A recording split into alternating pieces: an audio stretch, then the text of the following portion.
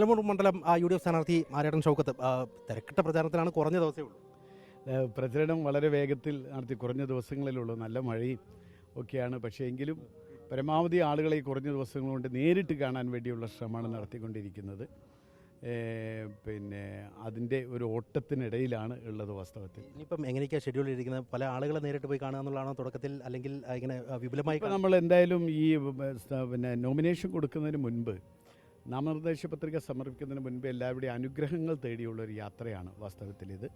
ബാക്കിയുള്ള പരസ്യമായിട്ടുള്ള പ്രചരണം നോമിനേഷൻ കൊടുത്തതിന് ശേഷം അന്ന് മുതൽ ആരംഭിക്കാനാണ് തീരുമാനിച്ചിട്ടുള്ളത്. എന്നത്തേക്കായിരിക്കും നോമിനേഷൻ എന്നുള്ള കാര്യത്തിൽ ഏകദേശം? നോമിനേഷൻ മിക്കവാറും ഈ ശനിയാഴ്ച കൊടുക്കാമെന്നാണ് വിചാരിക്കുന്നത്. 2-ാം തീയതി നിയോജകമണ്ഡല കൺവെൻഷനും ഉണ്ടാകും. പുറത്ത് പല വിവാദ കഥകളൊക്കെ ഉണ്ടെങ്കിൽ പോലും അങ്ങ് പ്രധാനമായും ഫോക്കസ് ചെയ്യുന്നത് ജനങ്ങളെ ബാധിക്കുന്ന വിഷയങ്ങളും അതുമായി ജനങ്ങളെ ബാധിക്കുന്ന വിഷയങ്ങളിലാണ് ഫോക്കസ് ചെയ്യുന്നത്. Okay, thank you. ഗംഭീരമായി നടക്കട്ടെ. തിരക്കിട്ട യാത്രകളിലാണ് ഉള്ളത്. മറ്റിടങ്ങളിലൊക്കെ എത്തിച്ചേർന്ന് കൂടുതൽ വോട്ടർമാരെ കാണുക എന്നുള്ളതാണ്. ഒപ്പം തന്നെ മറ്റ് വിവാദ വിഷയങ്ങൾ അതിലേക്ക് ഫോക്കസ് ചെയ്യാതെയുള്ള ഒരു പ്രചാരണം എന്നുള്ളതാണ് അദ്ദേഹം പറയുകയും ചെയ്യുന്നത്. വീഡിയോ ജേർണലിസ്റ്റ് മഹേഷ് കുമാറിനൊപ്പം reporter Deepak Malayamma, in reporter.